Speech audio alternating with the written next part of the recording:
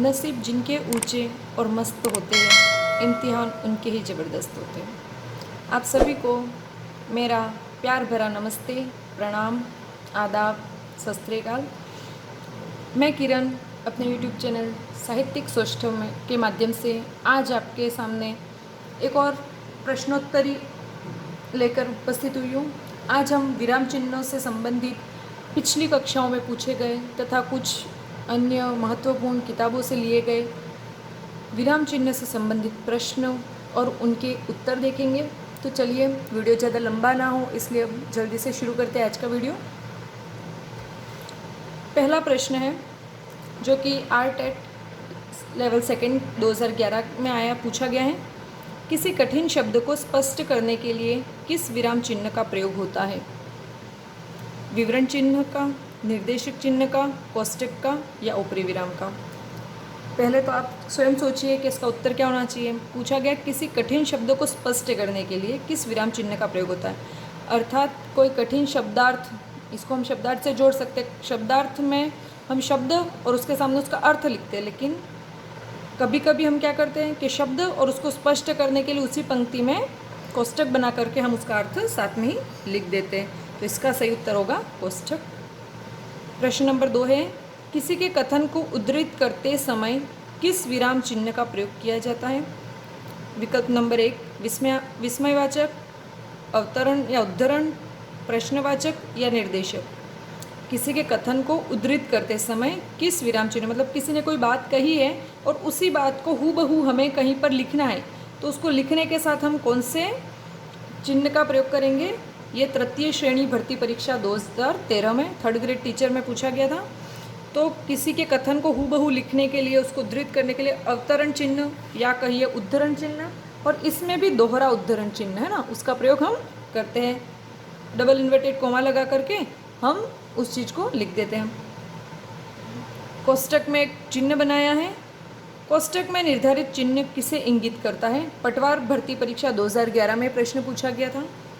यह योजक चिन्ह है, उद्धरण चिन्ह है, निर्देशक चिन्ह है या लाघव चिन्ह है? तो मैं आपको पहले ही अभी बता चुकी थी। अवतरण चिन्ह का जैसे मैंने बताया था डबल इन्वर्टेड कोमा, तो ये दोहरा उद्धरण चिन्ह है, लेकिन यहाँ पर दोहरा एकल शब्द नहीं है, सीधा उद्धरण चिन्ह दिया है, तो इसलिए हम यहाँ पर उद्धरण चिन्ह, आपको नाम दोनों याद रखने हैं, अवतरण चिन्ह आ जाए चाहे उद्धरण चिन्ह आ जाए ना। अगला प्रश्न है, एक निशान बना हुआ है, एक चिन्ह बना है, कोष्टक में बनाया गया चिन्ह किसका है? पटवार भर्ती 2011 में यह प्रश्न पूछा गया है।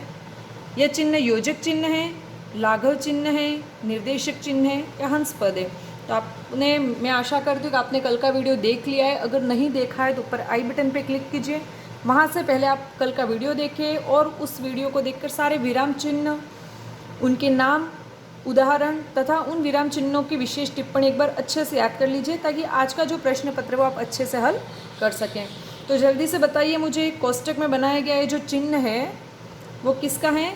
तो कोष्टक में बनाया गया ये जो चिन्ह है वो हंस पद का चिन्ह है। अगला प्रश्न देखते हैं, अर्धविराम जिसका चिन्ह इस तरीके से होता है के प्रयोग के संबंध में कौन सा कथन असत्य है? ये भी पटवार भर्ती 2011 में पूछा गया है। अर्धविराम समानाधिकृत वाक्यों के बीच प्रयुक्त होता है। अर्धविराम मिश्र व संयुक्त वाक्यों में विपरीत अर्थ प्रकट करने वाले उपवाक्यों के बीच प्रयुक्त होता है। शब्द युग्मों को एक दूसरे से अलग करने के लिए अर्धविराम प्रयुक्त होता है, या अर्धविराम का प्रयोग किसी वाक्य में उदाहरण सूचक शब्द से पहले होता है। तो अगर आपको याद होगा तो शब्द युग्मों को एक दूसरे से अलग करने के लिए अर्धविराम का प्रयोग ना करके हम कौन से चिन्ह का प्रयोग करते हैं? कौन सा? योजक चिन्ह। हाँ, बिल्कुल सही। शब्द युग्मों के बीच में हम योजक चिन्ह का प्रयोग करते हैं। बाकी तीनों वाक्य सही है कि अर्धविराम समानाधिकृत वाक्यों के बीच में प्रयुक्त होता है, अर्धविराम मिश्र एवं संयुक्त वाक्यों में विपरीत अर्थ के लिए, जैसे कि हमने कल देखा भगत सिंह शहीद हो गए, वे अमर हो गए। एक जगह शहीद होने का मतलब मरना और दूसरी जगह दूसरे पल हमने उस वाक्य में कहा कि वो अमर हो गए। अगला प्रश्न है 6, एक चिन्ह बनाया गया है, विराम चिन्ह का नाम है, इस विराम चिन्ह की पहचान करनी है। यह अर्धविराम है, विराम पूर्ण विराम है, अल्प विराम है या हंस पद है? यहाँ पर पूर्ण शब्द में भूल गई लिखना, ठीक है। तो यह विराम चिन्ह अर्धविराम है, पूर्ण विराम है, अल्प विराम है या हंस विराम है। तो आप हंस पद है तो आप जैसे देख सकते हो यह अर्ध विराम का चिन्ह है। प्रश्न नंबर 7 देखते हैं। निम्न में से कौन सा अल्प विराम चिन्ह है? ये थर्ड ग्रेड 2013 में पूछा गया था। चिन्ह नंबर 1, चिन्ह नंबर 2, चिन्ह नंबर 3 या चिन्ह नंबर 4। तो अल्प विराम का चिन्ह इनमें से कौन सा हुआ? जल्दी से बताइए। अल्प विराम का चिन्ह इसमें से हुआ विकल्प नंबर 3। ये लाघव चिन्ह, अर्ध विराम और ये पूर्ण विराम। अल्प विराम हमारा कोमा होता है। इनमें से अर्ध विराम का सूचक चिन्ह है। पुलिस सब इंस्पेक्टर में पूछा गया है प्रश्न। विकल्प नंबर 1, विकल्प नंबर 2, विकल्प नंबर 3 या विकल्प नंबर 4। क्या पूछा गया है? अर्ध विराम। तो ये चिन्ह तो किसका है? ये चिन्ह है अल्प विराम, हमने अभी देखा। ये चिन्ह योजक चिन्ह। ये चिन्ह कौन सा? जल्दी से बताओ कौन सा? उप विराम या अपूर्ण विराम। बचा कौन सा हमारा? ये वाला। तो हमें पता चल गया, जल्दी से हमने देख लिया कि यह अर्ध विराम का चिन्ह है। प्रश्न नंबर 9, किस वाक्य में विराम चिन्ह संबंधी विसंगति है? मतलब कौन सा कथन गलत है?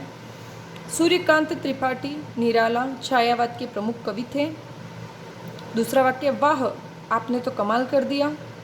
तीसरा है, आप कानपुर से कब आए। चौथा, राम श्याम और विजय दिल्ली गए हैं। गलती से लिखा गया है ना, गए है। तो इसमें हमको विराम चिन्ह किसमें गलत है वो वाक्य पकड़ना है। इसमें से आप देख सकते हैं निराला जो शब्द है वो इनका उपनाम है, लेकिन इसको डबल इन्वर्टेड कोमा यानी कि दोहरा उद्धरण चिन्ह से प्रकट किया गया, बल्कि इसमें सिंगल इन्वर्टेड कोमा ही आना चाहिए, इसलिए ये वाक्य गलत है। बाकी तो देखो, वाह आपने तो कमाल कर दिया, वाह इसमें विस्मयादिबोधक चिन्ह है। आप कानपुर से कब आए? प्रश्न है, प्रश्नवाचक चिन्ह भी लगाया है। राम श्याम और विजय, तो राम और श्याम दोनों पदों को अलग करने के लिए इसमें अल्पविराम चिन्ह का भी प्रयोग किया गया है। तो बाकी सारे वाक्य सही है। अगला प्रश्न देखते हैं, द्वंद्व समास के दोनों पदों के बीच किस चिन्ह का प्रयोग होता है? पटवार भर्ती 2011 में पूछा गया प्रश्न है। विराम चिन्ह, योजक चिन्ह, अर्धविराम या अल्पविराम? जल्दी से बताइए। द्वंद्व समास के पदों को, जैसे कि हम उदाहरण समझ सकते हैं, लाभ हानि, जय पराजय, तो इन जो शब्दों के बीच में कौन सा योजक चिन्ह है तो वो याद कर, कौन सा चिन्ह है तो वो है योजक चिन्ह। तत्पुरुष समास में भी योजक चिन्ह का ही प्रयोग किया जाता है। अगला प्रश्न है, योजक चिन्ह है विकल्प नंबर 1, विकल्प नंबर 2, विकल्प नंबर 3 या विकल्प नंबर 4? तो जल्दी से बताइए। आरटेट 2011 में पूछा गया प्रश्न है, जिसका उत्तर है योजक चिन्ह इस प्रकार प्रदर्शित किया जाता है। प्रश्न नंबर 12, हंस पद का प्रयोग होता है।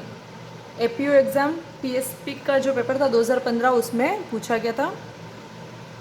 असिस्टेंट प्रोसिक्यूशन ऑफिसर का लॉ का एग्जाम होता है, उसमें पूछा था ना। छूटे हुए अंश को लिखने के लिए, लिखे हुए को हटाने के लिए, विस्तार से समझाने के लिए, महत्वपूर्ण व्यक्ति का उल्लेख करने हेतु। तो हंस पद जो है उसका प्रयोग कभी भी जो छूट जाता है, हम कभी कभी लिखते हुए क्या कोई शब्द खा जाते हैं, तो जैसे कि मैं यहाँ पर भी गलत लिखा था, हालांकि मैंने यहाँ पे कभी कभी, हाँ अपन यहाँ देख सकते हैं कि मैंने पूर्ण शब्द मैंने भूल गई थी, तो मैंने किया ना यहाँ पे क्या किया, हंस पद चिन्ह का प्रयोग करके ऊपर मैंने पूर्ण लिख दिया। तो बस इसी तरीके की गलतियाँ हम लिखते समय कभी कभी कर देते हैं, तो तब छूटे हुए अंश को लिखने के लिए हम किसका प्रयोग करते हैं? हंस पद चिन्ह का प्रयोग करते हैं। चलिए आगे देखते हैं। प्रश्न नंबर 13, योजक चिन्ह का प्रयोग होता है। एपीओ एग्जाम 2015 में ही पूछा गया था ये भी।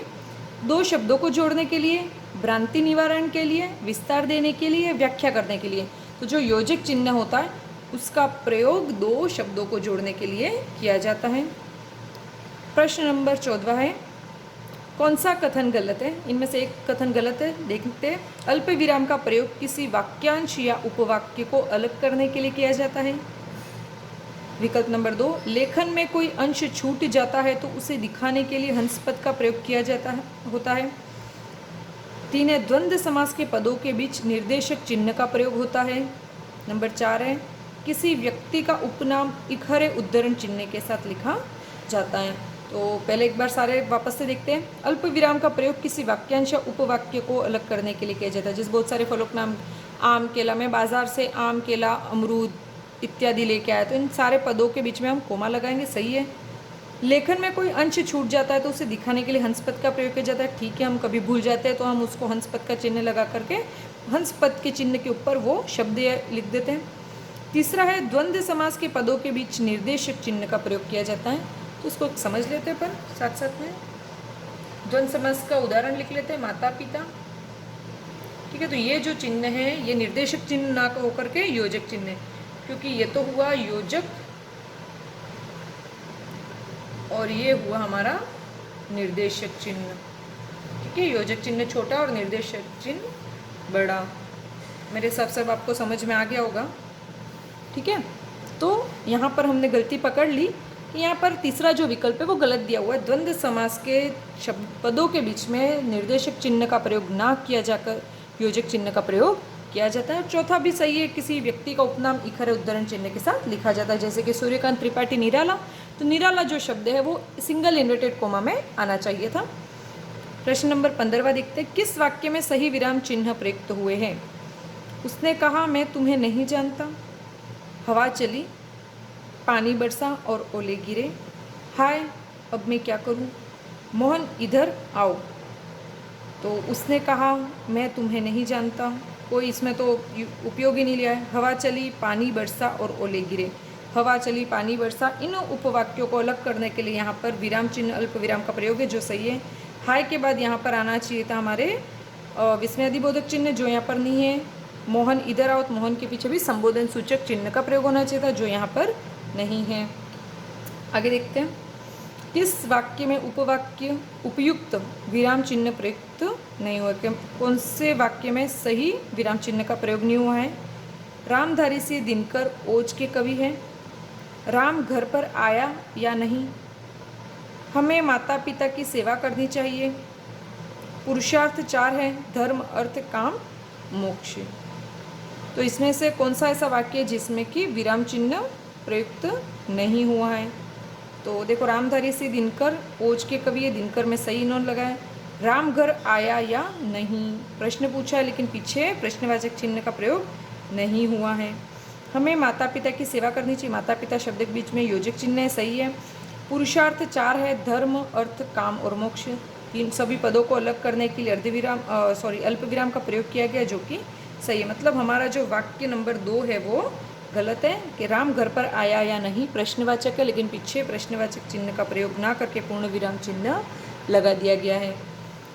17वां प्रश्न देखते हैं, निम्न में से किसमें विस्मय सूचक चिन्ह का प्रयोग नहीं होता? हर्ष सूचक वाक्य में, शोक सूचक वाक्य में, घृणा सूचक वाक्य में या प्रश्न सूचक वाक्य में? कि कौन सा वाक्य होता है जिसमें विस्मय आदि बोधक या विस्मय सूचक चिन्ह का प्रयोग नहीं होता है? तो हर्ष, शोक, घृणा इत्यादि तो जो भाव है, और विस्मयादि बोधक चिन्हों में हमारे विभिन्न भावों का ही प्रयोग होता है। तो विस्मयादि बोधक चिन्ह वहीं लगता है जहाँ पर हम कभी खुशी से भरे शब्द हुर्रे इत्यादि जो अंग्रेजी में हम बोलते हैं, या आहा, है ना, अरे मैं जीत गया, हाय ये क्या हो गया इत्यादि, शोक, घृणा, छी इत्यादि जो शब्द होते हैं उनको प्रकट करने के लिए विस्मयादि बोधक चिन्ह का, लेकिन प्रश्न सूचक वाक्य में प्रश्न सूचक चिन्ह का प्रयोग किया जाता है, ना कि विस्मयादि बोधक का। 18वां देखते, किस क्रमांक के वाक्य में सही विराम चिन्ह लगा है? एक आध वाक्य जिसमें सही लगा है, बाकी में गलत है। जो परिश्रमी होते हैं वही सफलता प्राप्त करते हैं, पानी हमारा जीवन है, हवा प्राण है और अन्न हमारी शक्ति, मित्रों आज मैं आ रहा हूँ, हाँ मैं यह काम अवश्य करूँगा। तो किस क्रमांक में सही विराम चिन्ह लगा है, इसमें हमको देखना है। जो परिश्रमी होते हैं वही सफलता प्राप्त करते हैं, यहाँ पर अल्प विराम का प्रयोग किया गया है, जबकि आना चाहिए यहाँ पर अर्ध विराम का प्रयोग होना चाहिए। पानी हमारा जीवन है, हवा प्राण है और अन्न हमारी शक्ति, बिल्कुल सही है, अल्प विराम का प्रयोग किया। मित्रों आज मैं आ रहा हूँ, मित्रों संबोधन है, संबोधन सूचक चिन्ह है। हाँ मैं यह काम अवश्य करूँगा, हमने देखा था कि हाँ और नहीं जो शब्द होते हैं उनके पीछे हमेशा किसका प्रयोग किया जाता है? अल्प विराम का, ना कि यहाँ पर बल्कि किया गया विस्मयादि बोधक चिन्ह का प्रयोग। तो हमें इनमें से ढूंढना था सही विराम चिन्ह किस में लगा हुआ है। तो सही विराम चिन्ह जो लगा हुआ, इसमें थोड़ा सा वाक्य 2 ऐसे थे विकल्प जो सही थे और 2 गलत थे। इस वजह से ये जो प्रश्न था वो बाद में डिलीट किया गया था। तो हम एक बार इस सेंटेंस को, इस पूरे को वापस देख लेते हैं। किस क्रमांक के वाक्य में सही विराम चिन्ह नहीं लगा है? अगर ऐसा होता है प्रश्न नहीं लगा है तो हमारा इसका उत्तर आ जाता 4, क्योंकि बाकी सब सही है। प्रश्न नंबर 19वां है, कौन सा कथन असत्य है? पटवार भर्ती 2011 में पूछा गया है। किसी पद का अर्थ स्पष्ट करने योजक चिन्ह लगाया जाता है। दूसरे की उक्ति को वैसा का वैसा उद्धृत करने के लिए उद्धरण चिन्ह का प्रयोग किया जाता है। विस्मय, हर्ष, घृणा, शोकादि भावों को प्रकट करने के लिए विस्मयादिबोधक चिन्ह लगाया जाता है। जहाँ वाक्य पूरा होता है वहाँ पूर्ण विराम का प्रयोग किया जाता है। तो कौन सा गलत है हमको देखना है। किसी पद का अर्थ स्पष्ट करने के लिए योजक चिन्ह लगाया जाता है, ये गलत है। अर्थ स्पष्ट करने के लिए हम योजक चिन्ह ना लगा करके कोष्टक में उसका अर्थ लिख देते हैं। बाकी जैसा कि तैसा अगर कोई वाक्य उसको उद्धरण चिन्ह का प्रयोग करके डबल इन्वर्टेड कोमा में विस्मय, हर्ष इत्यादि के लिए विस्मयादिबोधक चिन्ह लगाते, ये भी सही है। जहाँ वाक्य पूरा होता है वहाँ पूर्ण विराम का प्रयोग किया जाता है। बाकी तीनों सेंटेंस बिल्कुल सही है। प्रश्न नंबर 20 है, लाघव चिन्ह का प्रयोग होता है। आरटेट 2011 में पूछा गया है। उद्धरण के लिए, बड़े अंश का संक्षिप्त रूप लिखने के लिए, त्रुटि सुधार के लिए, अभिवादन के लिए। तो जो बहुत बड़ा अंश होता है जैसे डॉक्टर, उसको शॉर्ट में हम डॉ करके लाघव चिन्ह लगा देते हैं। जो विश्वविद्यालय को वी लिखा हमने, इत्यादि।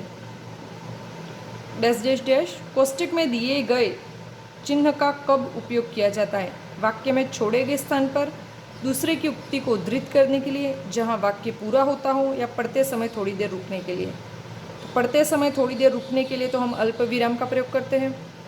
जहाँ वाक्य पूरा होता है वहाँ पूर्ण विराम का प्रयोग करते हैं। दूसरे की उक्ति को उद्धृत करने के लिए दोहरा उद्धरण चिन्ह लगाते हैं।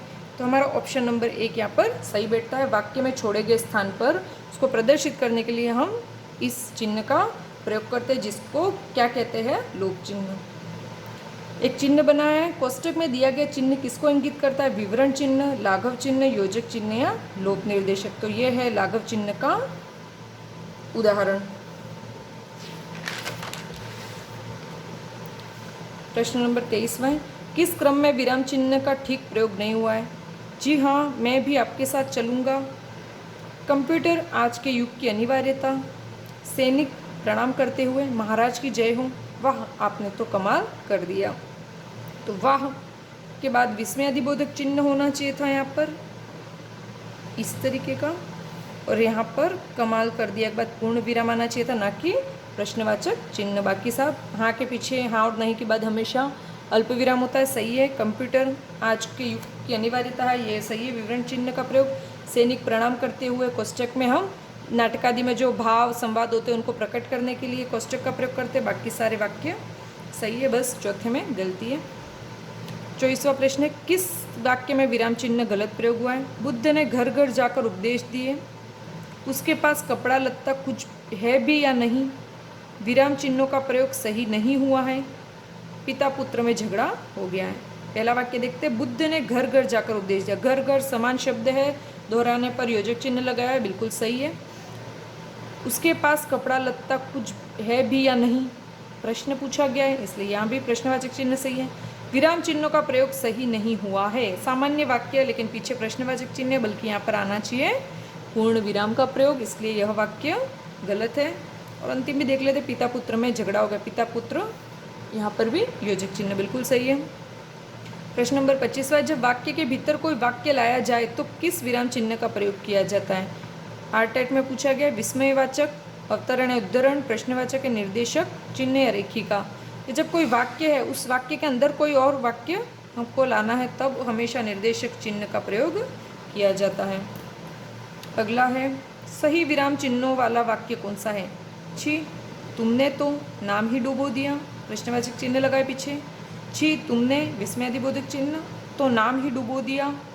छी, विस्मयादिबोधक चिन्ह, तुमने तो नाम ही डुबो दिया।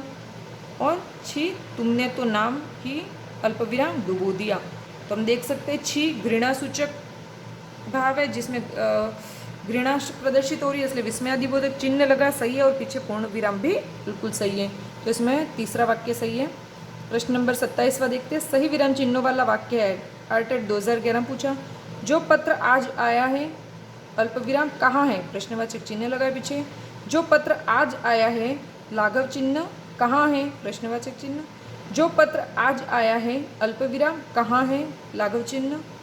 जो पत्र अल्पविराम आज आया है, अल्पविराम कहाँ है। तो हम देख सकते हैं इसमें कि कौन सा सही होगा। जो पत्र आज आया है, अल्पविराम कहाँ है। तो इसमें एक ही सही है, बाकी सब गलत है।